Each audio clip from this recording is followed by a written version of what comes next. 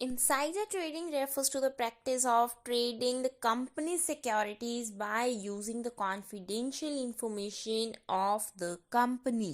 Insider trading क्या है कि कंपनी के अंदर के लोग जो हैं, जैसे बोर्ड ऑफ डायरेक्टर्स, एम्प्लॉयज जो हैं, वो इनसाइडर इंफॉर्मेशन को यूज करके प्रॉफिट अर्न कर लेते हैं। जैसे कि बोर्ड ऑफ डायरेक्टर्स को पता होता है कि अब प्राइजेस जो हैं वो शेयर मार्केट में इंक्रीज होने वाले हैं, तो प्राइजेस इंक्रीज होने से पहले ही वो शेयर्स को परचेज करने लगते हैं। एक तरह से वो कंपनी की पॉलिसीज को तोड़ रहे हैं, उसके रेगुलेशंस को वो ब्रीच कर रहे हैं। नेक्स्ट हम बात करते हैं इनसाइडर ट्रेडिंग की प्रोविजंस क्या हैं इंडिया में। इसके लिए क्या क्या इंडिया में स्टेप्स लिए गए, बहुत सारी कमेटीज बनाई गई, जैसे कि 1948 में थॉमस कमेटी बनाई गई कॉन्स्टिट्यूशन के अकॉर्डिंगली, ताकि इनसाइडर ट्रेडिंग पे कहीं ना कहीं रोक लगाई जाए।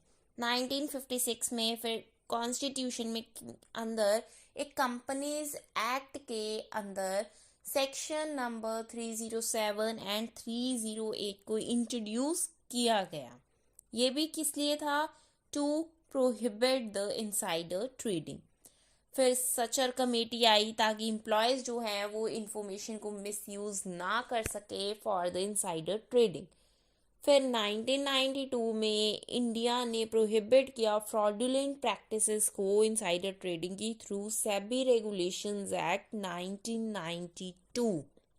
उसके बाद हम बात करते हैं what is the need to control insider trading, ताकि इन्वेस्टर्स का इंटरेस्ट प्रोटेक्ट किया जा सके। क्योंकि अगर बोर्ड ऑफ डायरेक्टर्स जो हैं प्राइस इंक्रीज होने से पहले ही शेयर्स को परचेज कर लेंगे, तो जो इन्वेस्टर्स हैं उनको तो हाई प्राइसेस पे शेयर्स मिलेंगे।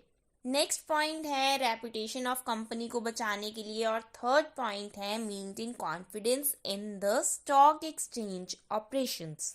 क्योंकि अगर कोई भी कंपनी जो है वो इनसाइडर ट्रेडिंग करती है, तो इन्वेस्टर जो है वो उस कंपनी में इतना ज़्यादा ट्रस्ट नहीं कर पाते हैं, जिसकी वजह से इन्वेस्टर्स लूज कर देते हैं कॉन्फिडेंस और वो उस कंपनी में इन्वेस्ट करना बंद कर देते हैं।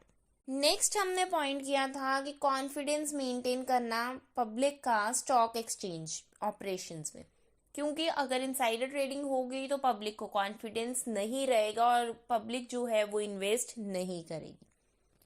अब हम बात करते हैं पेनल्टीज की कि क्या क्या पेनल्टीज लग सकती हैं अगर कोई इनसाइडर ट्रेडिंग करता है। तो पहला पॉइंट आता है कि क्रिमिनल प्रोसिक्यूशन लग सकती है।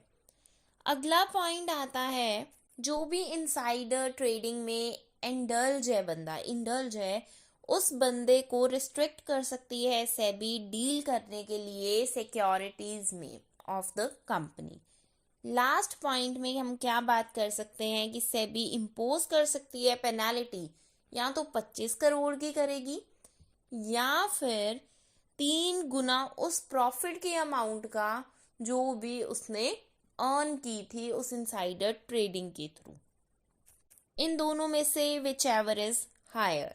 कंक्लूजन इसका यही निकलता है कि एक कंपनी जो है वो कंपनीज एक्ट के पॉलिसीज के अगेंस्ट जाके ट्रेडिंग कर रही है, जिसकी वजह से उसको कुछ पेनल्टीज लग सकती हैं, या फिर लोग जो हैं उस कंपनी में कॉन्फिडेंस लूज कर सकते हैं।